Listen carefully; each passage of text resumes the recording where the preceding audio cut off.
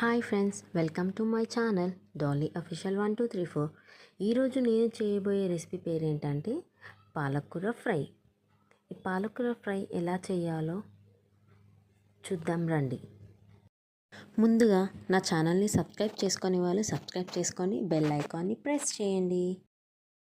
ముందుగా stove on చేసి కడాయి పెట్టి కడాయి కొంచెం హీట్ అయ్యే తర్వాత ఆయిల్ పోసుకోవాలి.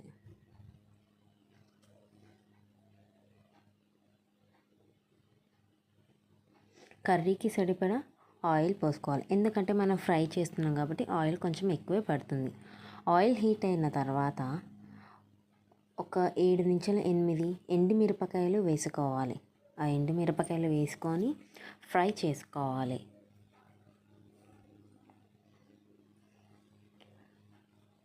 అవి కొద్దిగా ఫ్రై అయిన తర్వాత ఆనియన్ వేసుకోవాలి. నేను పెద్ద సైజు ఆనియన్లు 2 వేసుకున్నాను.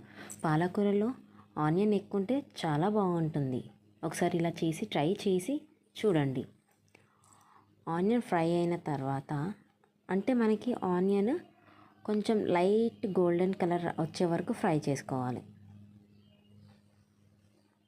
కాస్త ఉప్పు వేసుకొని ఫ్రై చేసుకుంటే ఆనియన్ తొందరగా మగ్గిపోతాయి.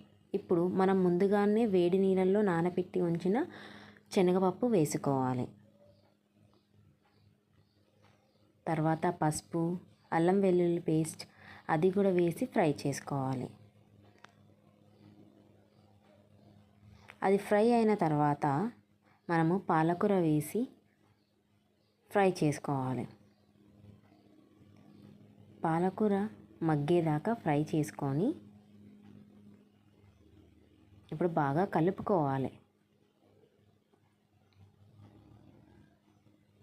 ఇప్పుడు కలుపుతుంటే పాలకూర అనేది మగ్గిపోతుంది.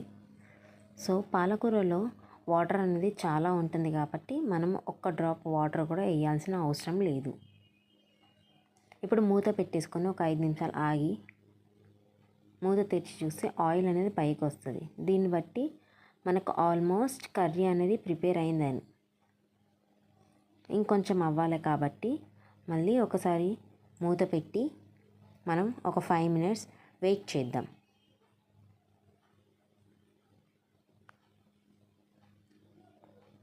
ఇప్పుడు మళ్ళీ మూత ఓపెన్ చేసి చూసారా, ఆయిల్ అంతా పైకి తేలిపోయింది కాబట్టి మనకి కర్రీ అనేది రెడీ అయిపోయింది. ఇప్పుడు రెడీ అయిన కర్రీని మనం ఒక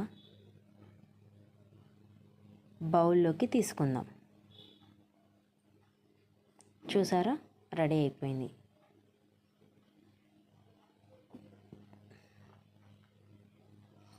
పాలకూర చాలా మంచిదండి తినడం.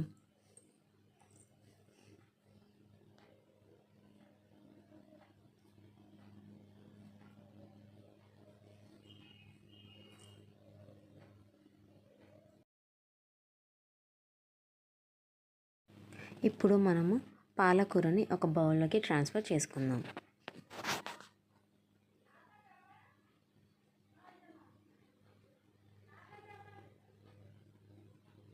అంతే, వేడి వేడి పాలకూర శనగపప్పు కర్రీ రెడీ.